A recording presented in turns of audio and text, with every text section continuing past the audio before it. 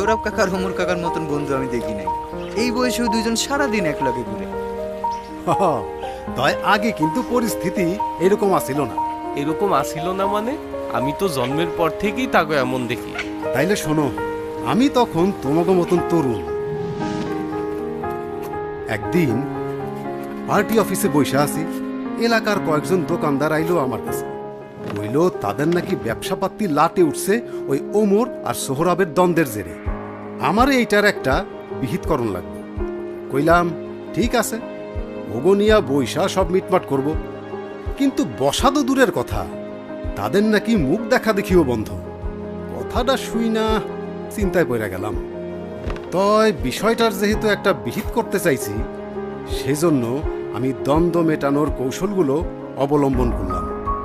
দ্বন্দ্বটার ইতিহাস খুঁজতে গিয়া জানলাম, দোকান পাশাপাশি হইলেও ওয়ার্ড কমিশনারের মনোনয়ন নিয়ে দুজনের ঝামেলা শুরু।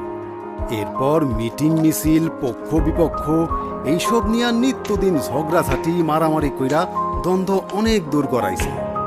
বুঝলাম মধ্যস্থতা ছাড়া এই দ্বন্দ্ব মিটবে না। আমি দুইজনের লগেই আলাদা আলাদা বইলাম, গোপনীয়তা মাইনা তাদের কথা শুনলাম, বুঝাইলাম তাদের দ্বন্দ্বের জেরে সকলের ব্যবসার ক্ষতি হইতেছে, লোকে তাদেরকে সম্মান না কইরা ভয় পাইতেছে। তাই তাড়াতাড়ি বিষয়টার মীমাংসা দরকার। কথা দিলাম স্বচ্ছ ও নিরপেক্ষভাবে বিষয়টা দেখব। তারা আমার কথায় আশ্বস্ত হইল। এরপর দিনক্ষণ ঠিক কইরা দুই পক্ষরে নিয়া বইসা সকলের প্রয়োজন আর চাহিদাগুলো শুনলাম। আলোচনার পর আসল কথা যেটা বোঝা গেল, সবাই দেশ ও দলের স্বার্থে কাজ করতে চায়।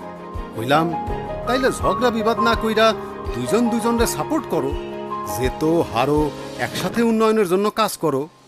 সেই আলোচনার পর আস্তে আস্তে তাদের দ্বন্দ্ব কমতে লাগলো, আর এখন তো একজন আরেকজনের বন্ধু। তাইলে দ্বন্দ্ব মেটানোর কৌশল হইল সামনাসামনি আলোচনা। এইটা প্রত্যক্ষ কৌশল।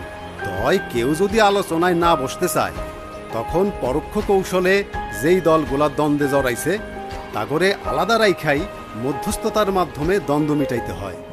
আমার মনে হয় সমস্যাগুলোর ছোট ছোট বিষয় ভাগ কইরা সমস্যা বুঝা সমাধানে যাওয়ার দরকার। আর মতি ভাই এইরকম একটা দ্বন্দ্ব মিটাইতে পারছে কারণ তিনি নিরপেক্ষতা ও স্বচ্ছতার সাথে কাজ কইরা সকলের বিশ্বাস আর আস্থা অর্জন করছেন। আর এই জন্যই পারস্পরিক বোঝাপড়ার মাধ্যমে দুই পক্ষই নিজেদের প্রয়োজন ও চাহিদার কথা খুইলা বইলা সমাধানে আইতে পারছে, তাই না ভাই? ঠিক বলছো। এই কৌশলগুলো মানলে দলের মধ্যের কিংবা বাইরের যে কোনো দ্বন্দ্ব মেটানো সহজ হয়। আর দ্বন্দ্ব না থাকলে পিঁপড়াগো মতন কর্মঠ ও দলবদ্ধ হওয়া যায়।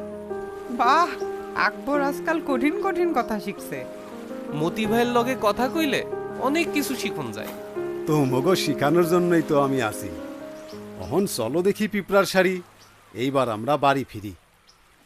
মেনে চললে কিছু সহজ কৌশল, দ্বন্দ্ব মিটিয়ে পাওয়া যাবে ভালো ফলাফল।